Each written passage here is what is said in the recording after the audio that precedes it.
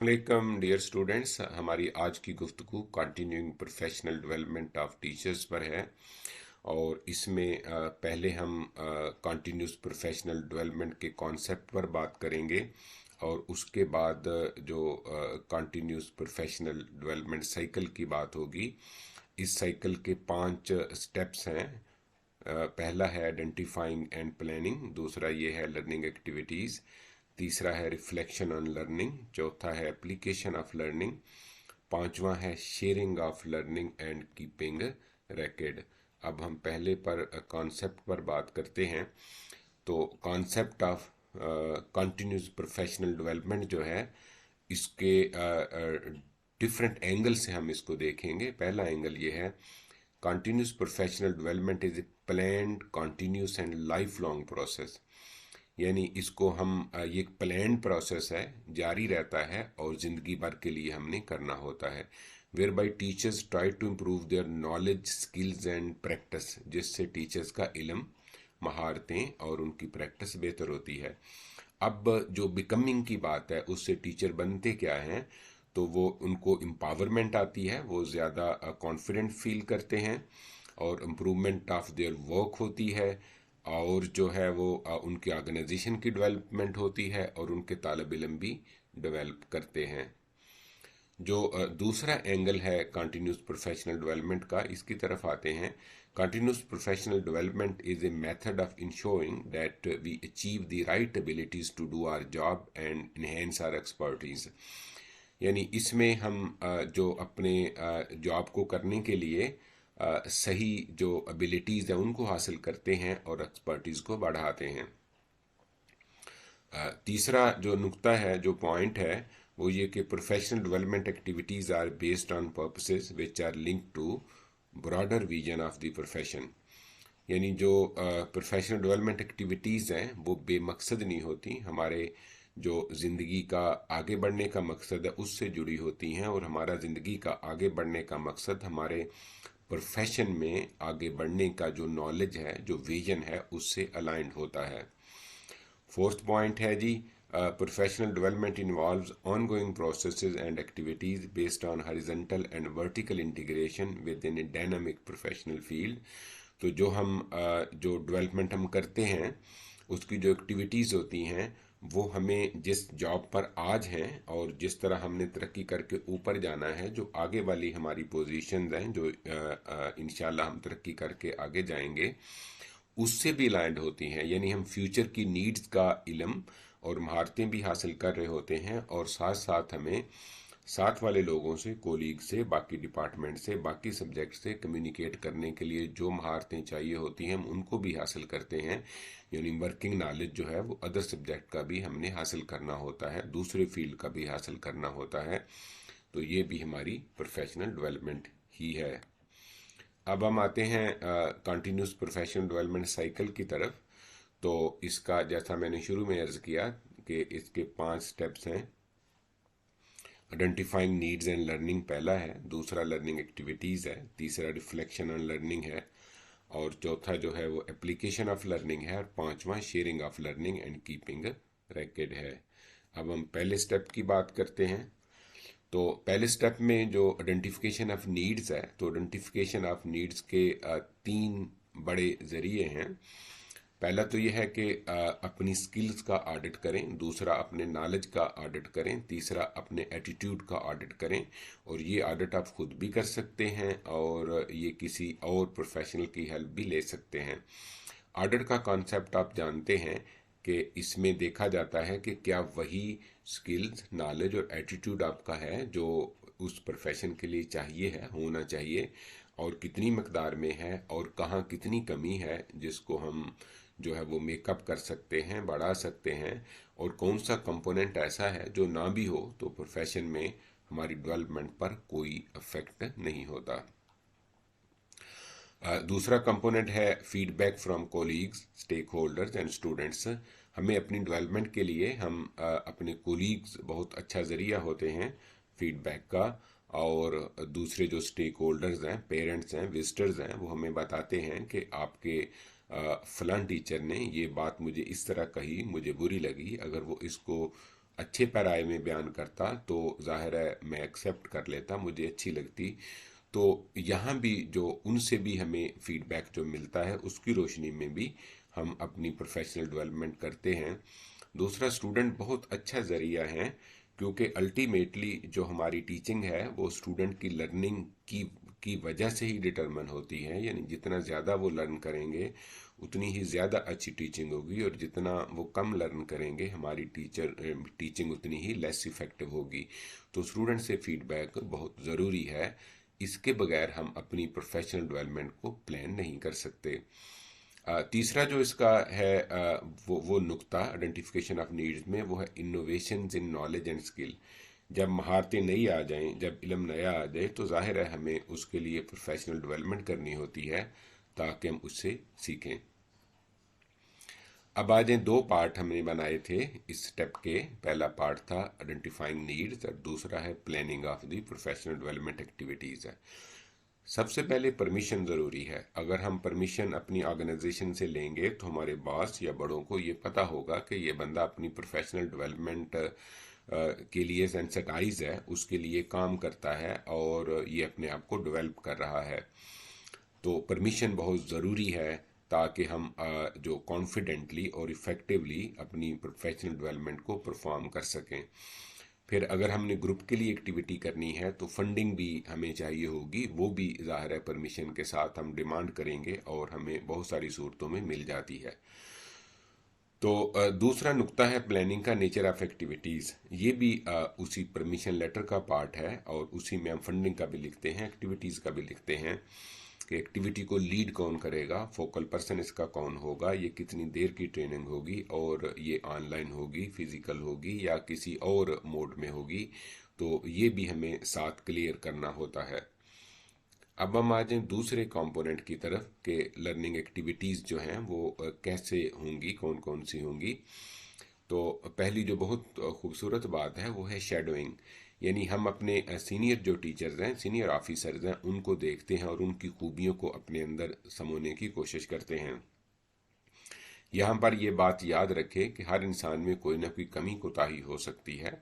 तो हम कमी कोताही को निशाना बनाकर हम उसकी खूबियों से इनकार नहीं कर सकते। हम कमी कोताही को छोड़ देंगे और खूबियों को सीख लेंगे। दूसरा है मेंटोरिंग। मेंटोरिंग में बिल्कुल ऐसे ही जैसे एक उस्ताद होता है, तो हम अपने से सीनियर बंदे से बात करते हैं कि मैं अपनी प्रोफेशनल डेवलपमेंट करना चाहता हूँ, मुझे आपके फीडबैक की ज़रूरत है, मुझे आपके मशवरे की ज़रूरत है। तो आप उनसे अपना जो है वो मौजूदा लेवल ऑफ नॉलेज, स्किल और एटीट्यूड शेयर करते हैं और आपको मशवरा देता है। बिल्कुल ऐसे ही जैसे वो आप जिस पर ट्रस्ट करते हो, ट्रस्ट से आप हर एक बात उसको बता सकें और उसकी बात को सुनकर अपने आप को डेवलप कर सकें। तो इस एक्टिविटी के लिए जो अम्ब्रेला टर्म है वो है मेंटोरिंग। तीसरी जो बात है वो है फेस टू फेस लेक्चर्स। तो ये भी जो ख़ासतौर पर जब नया इल्म आता है तो उसके लिए फ़ेस टू फेस लेक्चर जो हैं इफ़ेक्टिव होते हैं। थोड़े वक्त में हम ज़्यादा चीज़ों को सीख सकते हैं। फोर्थ आ गया जी फॉर्मल ऑन जॉब ट्रेनिंग। तो ये भी फॉर्मल ऑन जॉब जो ट्रेनिंग है, इसको भी हम जो है वो एक प्रोफेशनल डेवलपमेंट एक्टिविटीज़ के तौर पर यूज़ करते हैं। और ये भी एक अच्छा ज़रिया है डेवलपमेंट का, जो जो जॉब आवर्स के अंदर ही कोई ना कोई टाइम हमें मिल जाता है जिसमें हम इसको अरेंज कर लेते हैं।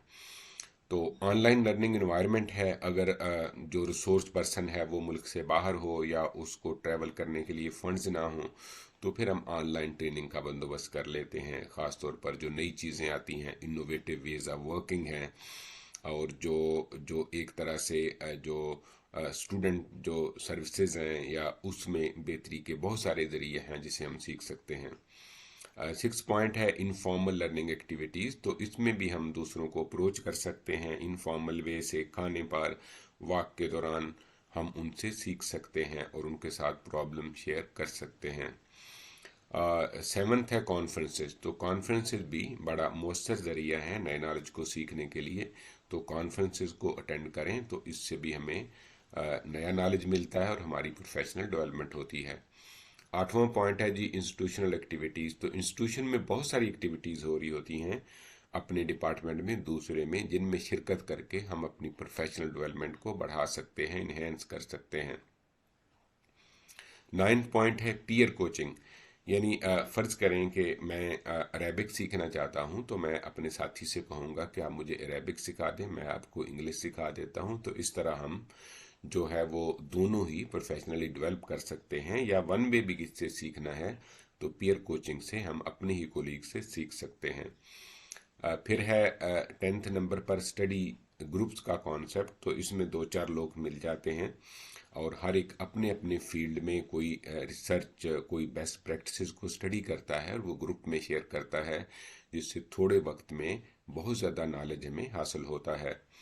11th पॉइंट है एक्शन रिसर्च। तो छोटे छोटे जो इश्यूज हैं, हमें पता नहीं चलता कि हम इस तरह से पढ़ाएं तो स्टूडेंट अच्छा सीखते हैं या उस तरह से पढ़ाएं तो अच्छा सीखते हैं। तो इसमें छोटे छोटे एक्सपेरिमेंट करके हम अपनी प्रोफेशनल डेवलपमेंट कर सकते हैं, अपने आप को ज़्यादा इफेक्टिव बना सकते हैं।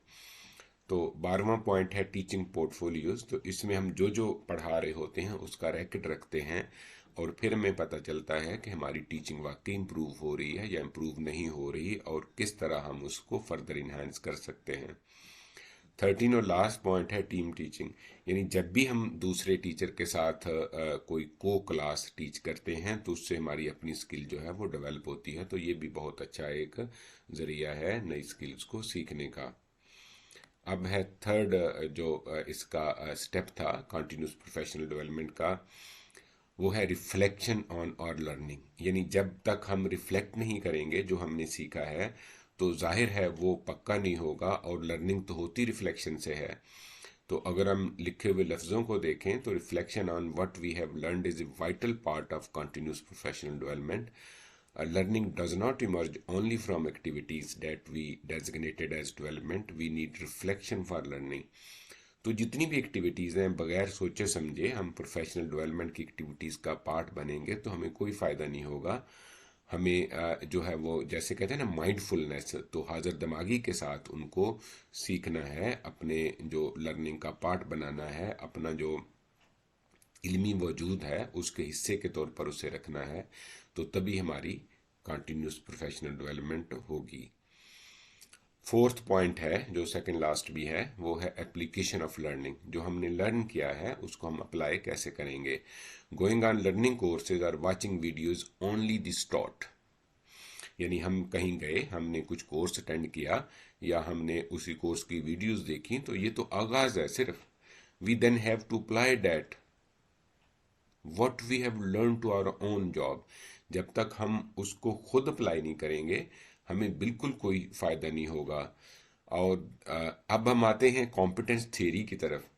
The competence theory of learning sets out that we move through 4 stages when we learn. तो 4 स्टेजेस हैं। आपने देखा होगा कि शुरू में किसी को समझाना या अपने आप को समझाना कि मुझे कोई चीज़ सीखनी है एक मुश्किल काम होता है, लेकिन जो ही हम सीखना शुरू करते हैं हम इंटरेस्ट पैदा हो जाती है। तो कॉम्पिटेंस थ्योरी हमें बताती है कि 4 स्टेजेस होती हैं लर्निंग की। पहला है अनकॉन्शियस इनकॉम्पिटेंस। हम उस स्किल में कुछ भी नहीं जानते और हमें हमें उसका अंदाज़ा भी नहीं होता। मसलन not knowing what we don't know, जो हम जानते नहीं उसका पता ही नहीं है। तो ये स्टेज 1 है जो कि काफ़ी मुश्किल भी होती है और ख़तरनाक भी है। स्टेज 2 है कॉन्शियस इनकॉम्पिटेंस। यानी हमें पता है कि हमें नहीं आता, knowing where we need to develop and watching other people do it but still unable to do it our self with any skill. यानी हमें लगता है जैसे स्टेज पर बोलना है तो दूसरे तो बोल लेते हैं, मुझे भी बोलना चाहिए, लेकिन मुझसे भी बोला नहीं जाता। तो ये दूसरी स्टेज है। अब हम आते हैं तीसरी स्टेज की तरफ, conscious competence, being able to do something reasonably well and provided we concentrate. यानी हम बड़ी तवज्जो से वो काम कर लेते हैं, कोशिश से तैयारी करके हम स्टेज पर बोल लेते हैं। और जो चौथा स्टेप है वो है unconscious competence, being able to do something almost instinctively without leading to focus on it. यानी हम जैसे है मतलब फिर हम किसी भी वक्त हमें स्टेज पर बुला लिया जाए तो हम बोल लेते हैं, हमें कोई मुश्किल पेश नहीं आती। तो ये अनकॉन्शियस कॉम्पिटेंस है, आपको पता ही नहीं होता आप क्या बोलेंगे, लेकिन जब आप पहुंचते हैं तो बहुत अच्छा बोल लेते हैं। तो ये 4 स्टेजेस हैं जिनसे गुजरकर हम कॉम्पिटेंट होते हैं। यकीनन हम इसको फॉलो करेंगे और हम भी कॉम्पिटेंट होंगे। हमें अल्लाह ने ये सलाहियत रखी है और फिर अब हमने इस तरह इस रास्ते पर चल के अपने आप को कॉम्पिटेंट करना है।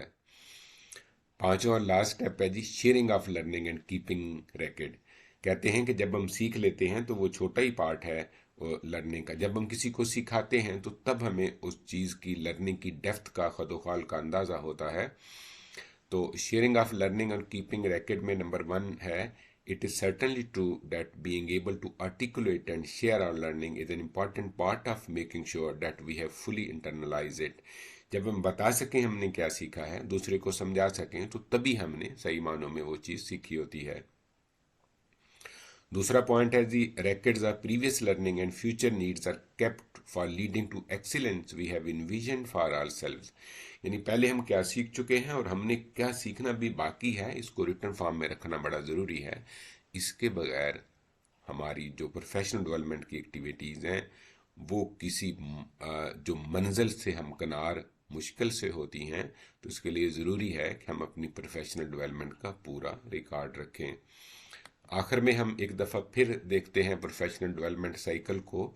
तो इसके 5 कंपोनेंट हैं। पहला कंपोनेंट है आइडेंटिफाइंग नीड्स एंड प्लानिंग, दूसरा है लर्निंग एक्टिविटीज़, तीसरा है रिफ्लेक्शन ऑन लर्निंग, चौथा है एप्लीकेशन ऑफ लर्निंग और पांचवा है sharing of learning. Thank you very much for being with me. See you in the next